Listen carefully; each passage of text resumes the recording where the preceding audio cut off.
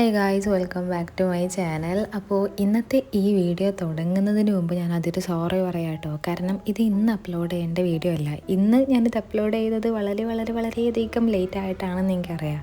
ഒന്നുകിൽ ഏപ്രിൽ ലാസ്റ്റിൽ ഞാൻ അപ്ലോഡ് ചെയ്യണമായിരുന്നു, അല്ലെങ്കിൽ ഒരു മെയ് ഫസ്റ്റിലെങ്കിലും ഞാൻ മിനിമം അപ്ലോഡ് ചെയ്യണമായിരുന്നു. പക്ഷേ അപ്പോൾ വളരെ ലേറ്റ് ആയിട്ടാണ് ഞാനിത് അപ്ലോഡ് ചെയ്യുന്നതെന്ന് എനിക്കറിയാം. അപ്പോൾ എനിക്ക് ഭയങ്കര കൺഫ്യൂഷൻ ഉണ്ടായിരുന്നു, ഇത് അപ്ലോഡ് ചെയ്യണോ വേണ്ടേ, കാരണം അപ്ലോഡ് ചെയ്ത കാര്യം ഉണ്ടാവുമോ എന്നുള്ളൊരു തോന്നലായിരുന്നു കേട്ടോ.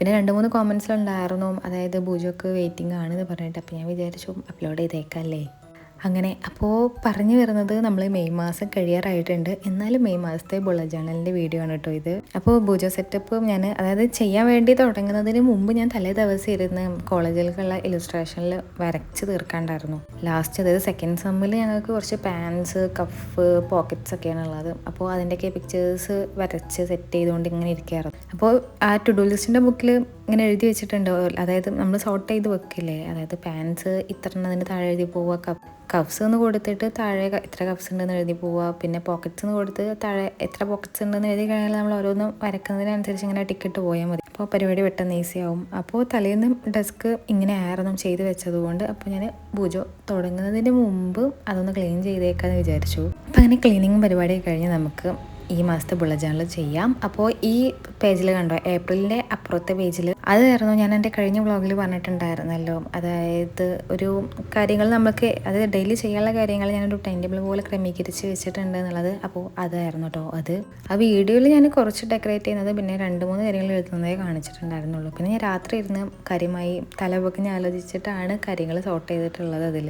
അപ്പോൾ ഇനി നമുക്ക് മെയിലത്തെ ബൂജോ. അപ്പോൾ ഞാൻ ഇത് നമ്മുടെ മൈ നെയ്ബർ ടൊട്ടോറോ ആ ഒരു തീമിലാണ് കേട്ടോ ചെയ്യുന്നത്. കാരണം ഇതിൻ്റെ മുമ്പത്തെ അതായത് ഏപ്രിൽ മാസത്തെ നമ്മൾ കീക്കി ഡെലിവറി സർവീസിൻ്റെ തീമിൽ ചെയ്തല്ലോ. അപ്പോൾ ഞാൻ വിചാരിച്ചു ഈ തീമിൽ ചെയ്യാം. ഞാൻ പിന്നെ തീമിന് വേണ്ടിയിട്ട് സെർച്ച് ചെയ്ത് നോക്കിയിരുന്നു, ഇത് തീം എടുക്കും എന്നുള്ളൊരു കൺഫ്യൂഷൻ ഉണ്ടായിരുന്നു. പിന്നെ ഞാൻ കുറേ ആലോചിച്ചിട്ട് എനിക്ക് വിചാരിച്ചൊരു തീം കിട്ടിയില്ല. അപ്പോൾ ഞാൻ വിചാരിച്ചു ഈ തീമിൽ ചെയ്യാം. അപ്പോൾ അതിന് വേണ്ടിയിട്ടൊരു ഗ്രീൻ ഗിങ്കാം പാറ്റേൺസും പിന്നെ ആദ്യത്തെ കുറച്ച് ഫോട്ടോസ് കാര്യങ്ങളൊക്കെ ആയിട്ടോ പ്രിൻറ്റ് ചെയ്തിട്ടുള്ളത്. അപ്പോൾ ആദ്യം ഇങ്ങനെ ഒരു ഫോട്ടോ ഒട്ടിച്ചു കൊടുക്കാനുള്ള രീതിക്കായിരുന്നു ചിന്തിച്ചിട്ടുണ്ടായിരുന്നത്. പിന്നെ ഏകദേശം ഇതിമെന്ന് കട്ട് ചെയ്തെടുത്തിട്ട് അത് മാത്രമായിട്ട് ഒട്ടിച്ചാൽ മതി, അതായിരിക്കും ഭംഗി ഉണ്ടാവുക എന്നിങ്ങനെ തോന്നിയിട്ടോ. പിന്നെ ഞാൻ പ്രിൻറ്റ് ചെയ്തപ്പോഴേ കുറച്ച് വലുതായി പോയിട്ടുണ്ടായിരുന്നു സൈസും. ഞാനിങ്ങനെ കമ്പ്യൂട്ടറിൽ സെറ്റ് ചെയ്തപ്പോൾ ഞാൻ വിചാരിച്ചു ഈ സൈസ് ആയിരിക്കും നന്നാവുക, കുഴപ്പമുണ്ടാവില്ല എന്നിങ്ങനെ തോന്നിയിട്ടോ. കാരണം കമ്പ്യൂട്ടറിൽ നമ്മളിങ്ങനെ സെറ്റ് ചെയ്യുമ്പോൾ അതിൽ കുറച്ച് ചെറുതായിട്ട് തോന്നുന്നുണ്ടെങ്കിലും പ്രിൻറ്റ് ചെയ്ത് വരുമ്പോൾ ചിലപ്പോൾ അത് വലുതാകാം.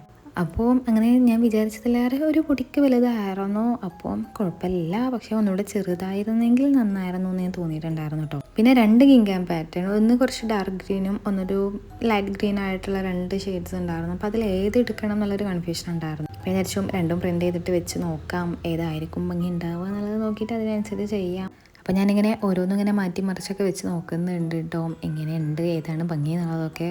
പിന്നെ ഇപ്പോൾ ഞാൻ അതായത് പണ്ടത്തെ ബുള്ളറ്റ് ജേർണൽസ് അതായത് 2024 കുറച്ച് കാര്യമായിട്ട് ചെയ്തു പോയിട്ടുണ്ടായിരുന്നു. പക്ഷേ 2025 ആയപ്പോഴും സമയം കുറവായതുകൊണ്ട് തന്നെ തോന്നുന്നു, അതായത് ഞാൻ പഴയ പോലെ ഇങ്ങനെ കാര്യമായിട്ട് സ്പ്രെഡ്സ് ഇതിൽ ആഡ് ചെയ്യുന്നില്ല. എനിക്ക് വേണ്ട ബേസിക് ആയിട്ടുള്ള ഒരു 4-5 സ്പ്രെഡ്സ് മാത്രമേ ഇപ്പോൾ 2025 മുതൽ മൊത്തത്തിൽ ആഡ് ചെയ്യുന്നുള്ളൂ. അതിൽ ജാനുവരിയിൽ പിന്നെയും കുറച്ച് സ്പ്രെഡ്സ് ആഡ് ചെയ്തിട്ടുണ്ടായിരുന്നു. പക്ഷേ ഫെബ്രുവരി ഏപ്രിലൊക്കെ ഞാൻ വളരെ മിനിമലാക്കിയിട്ട് മാറ്റിയിട്ടുണ്ടായിരുന്നു കേട്ടോ. അപ്പോൾ ഇതിലും അങ്ങനെ തന്നെ വളരെ മിനിമലായിട്ടുള്ള കുറച്ച് കാര്യങ്ങൾ, അതായത് കുറച്ച് സ്പ്രെഡ്സ് മാത്രമേ ആഡ് ചെയ്യുന്നുള്ളൂ. ഒന്നാമത് എനിക്ക് അതേ ആവശ്യമായിട്ട് വരുന്നുള്ളൂ. പിന്നെ വേറെ കാര്യങ്ങൾക്കൊക്കെ എൻ്റെ അടുത്ത് ബുക്സ്, അതായത് വേറെ ജേർണൽസ് ഉണ്ട്. അപ്പോൾ അതുകൊണ്ടും ഈ ഒരു പേജിൽ ഒതുക്കാവുന്ന കാര്യങ്ങൾ മാത്രമേ എനിക്ക് ഈ ഒരു ബൂജോയിൽ വരുന്നുള്ളൂ കേട്ടോ. അപ്പോൾ അതുകൊണ്ട് ഞാൻ എല്ലാ സ്പ്രെഡ്സും ഇതിൽ തന്നെയാണ് ഉൾക്കൊള്ളിക്കുന്നത്.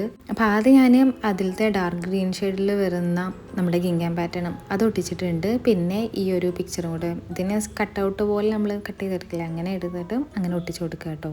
പിന്നെ ഇതൊക്കെ ഞാനും നമ്മുടെ ടാക്കി ടാപ്പ് ഉണ്ടല്ലോ അത് യൂസ് ചെയ്തിട്ടാണ്, അതായത് എല്ലാത്തിൻ്റെ സെൻറ്ററിൽ ഞാൻ ടാക്കി ടാപ്പിൻ്റെ ഒരു ചെറിയ പീസ് ഒട്ടിക്കും.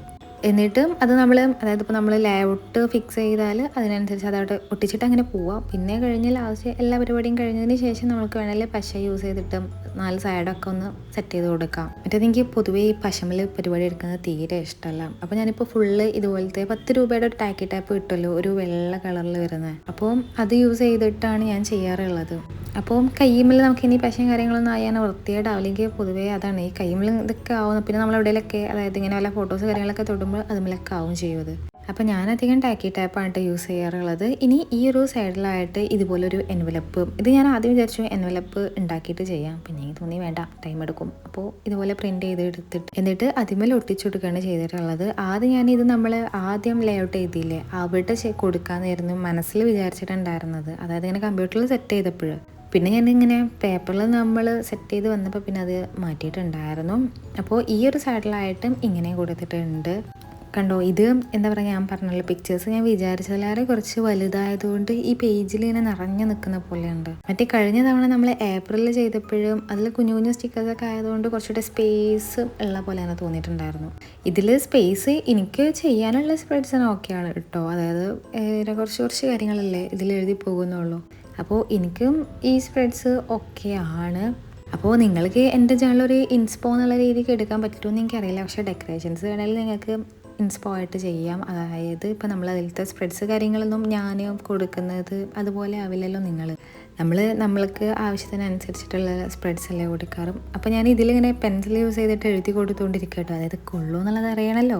അപ്പോൾ ഞാൻ ആദ്യം എന്തൊക്കെയാണ് കൊടുക്കാനുള്ളത് ഒന്ന് പിന്നിക്ക് മറിച്ച് നോക്കുകയാണ്, ഇതൊക്കെ എവിടെയൊക്കെ കൊടുക്കണം. അപ്പോൾ ആദ്യം പെൻസിൽ കൊണ്ട് ജസ്റ്റ് മാർക്ക് ചെയ്ത് കൊടുത്തു കഴിഞ്ഞാലും പിന്നെ നമുക്ക് മാർക്കർ യൂസ് ചെയ്താൽ മതിയല്ലോ. അപ്പോൾ ഞാൻ പെൻസിൽ കൊണ്ട് ഇങ്ങനെ എഴുതി കൊടുത്തപ്പോൾ ഓക്കെ കൊള്ളുന്നുണ്ട്. അതായത് ഗോൾസ്, ഞാൻ ആദ്യം ഗോൾസ്, പിന്നെ ബഡ്ജറ്റ്, പിന്നെ ഗ്രാറ്റിറ്റ്യൂഡ്, വിഷ് ലിസ്റ്റ്, ഹാബിറ്റ്, അത്ര കാര്യങ്ങളല്ലേ ഉള്ളൂ. പിന്നെ അതിൽ നമുക്ക് കാര്യമായിട്ടും കൂടുതലായിട്ടൊന്നും എഴുതാനില്ലല്ലോ. അതായത് ഗോൾസിലാണെങ്കിലും ഒരു മാസത്തിനുള്ള ഗോളല്ലേ, എന്തായാലും 1-2 അത് നടക്കുള്ളൂ. ആദ്യമൊക്കെ എനിക്കുണ്ടായിരുന്നു ഒരു 4-5 ഗോളൊക്കെ എഴുതിയേക്കുന്ന പരിപാടി.